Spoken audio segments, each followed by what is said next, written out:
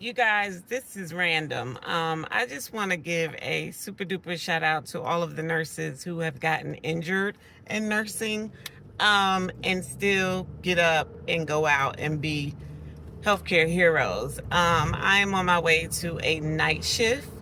Um, and 20 years ago, in the beginning of my career, I was working in the hospital, med-surg telemetry 3 days a week, and I was working in skilled nursing, like a nursing home, 2 nights a week. And the minute that I saw the med cart, it was huge, overloaded with meds, creams, all kinds of stuff. And I don't know if people know, but there is a nurse to patient ratio that the state is supposed to follow.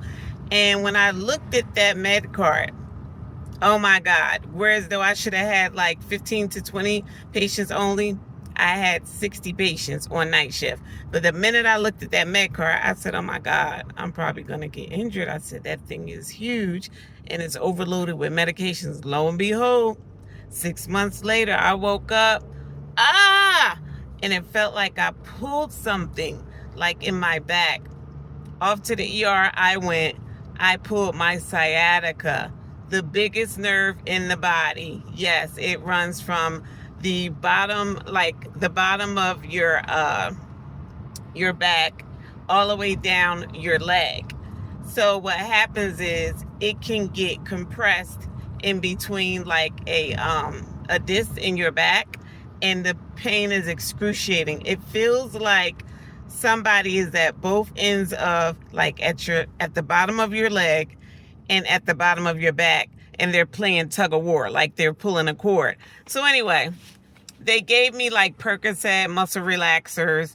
That got me through the first couple of weeks, but it was supposed to resolve in like 6 weeks. Oh my God.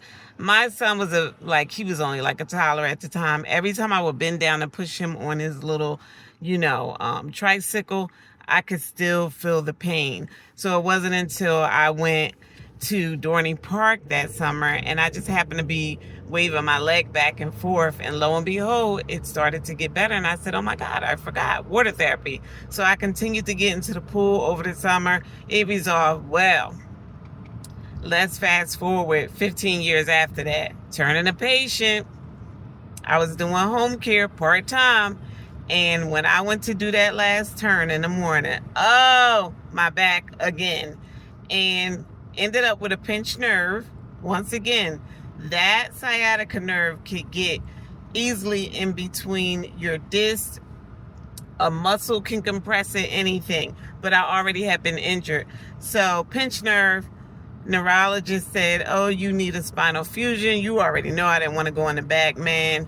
And I pondered over that thing for 5 years. I prayed over it. I eventually got the spinal fusion. Nobody told me that after a spinal fusion, you will most likely end up getting another surgery in 10 years. But what another nurse and I figured out while we were doing COVID clinics, because she had got surgery on her neck. Oh my God. I said, you already know how this is going to go. I'm about to trade one pain for another. And that really is what it is. Once you injure something in your body, anything outside of just a normal little scratch, once the body gets altered, that never really comes back to 100% of capacity. So you already know I have chronic pain, and it rained today, so it made it worse. So anyway, you guys wish me well. I have my ice pack. I have my heating pad. But yeah, sciatica nerve. Somebody told me that bone broth is good for the nerves, so I'm going to go to the herb store. I'm going to get me some bone broth. But yeah, sciatica injury. In the beginning of my nursing career, nursing will beat your body to pieces. I know nurses who have torn their rotator cuff. I know so many other nurses that have gotten a spinal fusion. It's just a horrible thing to have. Have a good one, you guys.